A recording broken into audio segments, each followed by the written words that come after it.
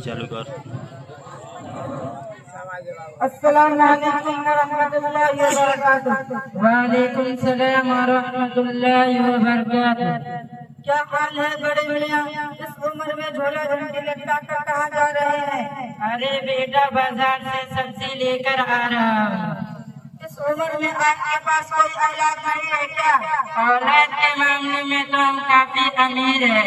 4 बेटे हमारे पास है और चारों के 4 औलाद है। लगभग 20-25 औलाद है। आपके पास तो इतना औलाद है, आपका कोई सहारा नहीं है। पुरानी कहावत है कि 100 बेटा राम का, एक बिना काम का। आपने उसे दीनी तालीम से दूर रखा है, इसलिए आपको ये दिन देखने को मिल रहा है। मैं तो सोचता था कि अपने बच्चों को हाफिज आलिम बनाऊं और हाफिज आलिम की खूब इज्जत करूंगा।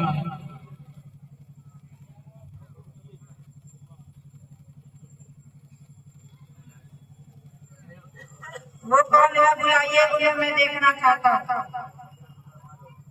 हेलो शेरखा साहब, आप कहाँ हैं? जल्दी से आ जाइए, हमारा एक साथी आपसे मिलना चाहता है।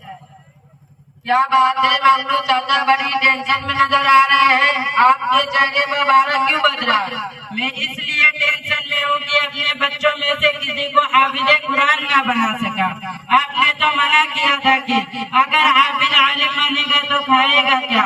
खुद भी भूखा मरेगा और अपने बाल बच्चों को भी भूखा मारेगा। बात तो सही है, 3-4 हजार में मौलवी है, हाफिज क्या कर लेगा? अपने खाएगा या अपने बाल बच्चों को खिलाएगा? खुद भी भूखा मरेगा और अपने बाल बच्चों को भूखा मारेगा। अरे दौलत के नशे में चोरी इंसान, अभी तुमने सुना है कि कोई हाफिज आलिम भूखा मरा है?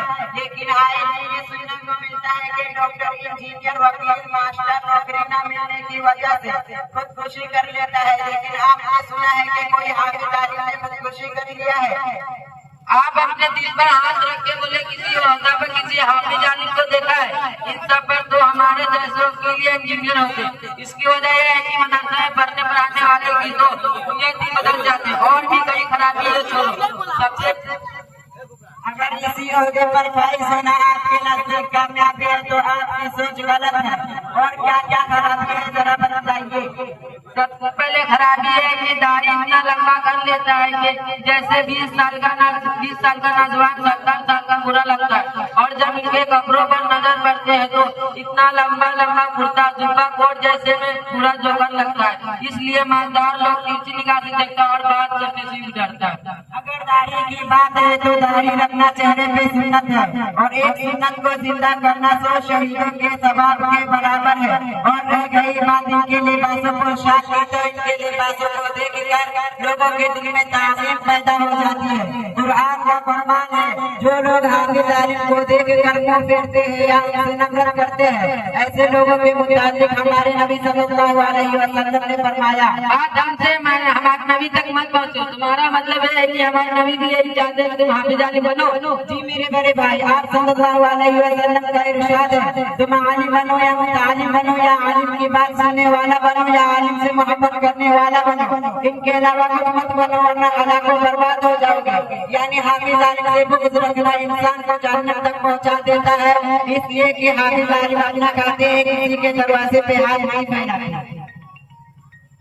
एक बात बोलो मौलवी जी, आपने कहा कि हाफिज आलिम अपना खाते हैं तो रमजान में बगल में झोला दबाए और हाथ में रसीद लिए दर बदर भटकते रहते हैं तो लोग आपको बुरी नजर से देखते हैं।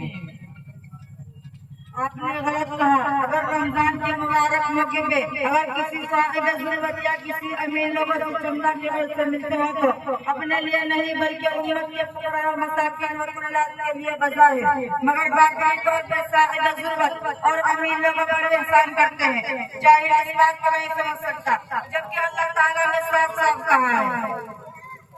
देखिए मौलवी जी, बात नबी तक की तो हमने बर्दाश्त कर ली, लेकिन बात अल्लाह तक पहुंची तो तेरी खैर नहीं, इसी डंडे से मारूंगा। रब्बे कायनात का खुला चैलेंज है। हमारे नबी सल्लल्लाहु अलैहि वसल्लम से मुखातिब होकर फरमाते हैं, कुल हल यस्तवी अल्लज़ीना यअलमून वल्लज़ीना ला यअलमून। या नबी सल्लल्लाहु सल्लल्लाहु अलैहि वसल्लम कह दो कि जो अहले इल्म है और जो अहले जहाल है एक सा नहीं हो सकता। जिस तरह रात और दिन बराबर नहीं हो सकता, आग और पानी बराबर नहीं हो सकता, उसी तरह आलिम और जाहिल एक सा नहीं हो सकता।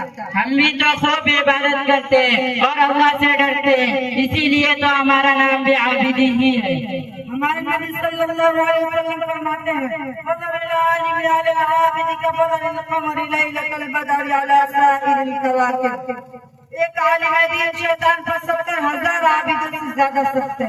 आप तो ऐसे कह रहे हैं जैसे हम मुसलमान ही नहीं, हम भी अल्लाह रसूल का नाम लेते। खुदा पारा निकला चूहा। अगर आपको कोई फर्क है तो वजू और गुस्ल के फराइज बताइए। बस इतनी सी बात।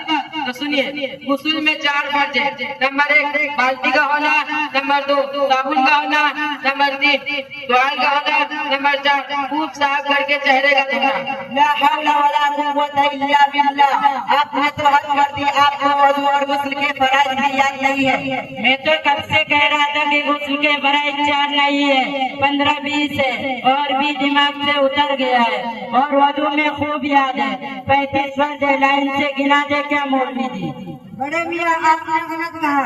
गुस्ल में 3 फर्ज है। नंबर 1 गड़गड़ा करके कुल निकलना, नंबर 2 नाक में हड्डी तक पानी पहुँचाना, नंबर 3 पूरे बदन पे इस तरह पानी बहाना कि एक बाई के बराबर अपने सूखा ना रहे।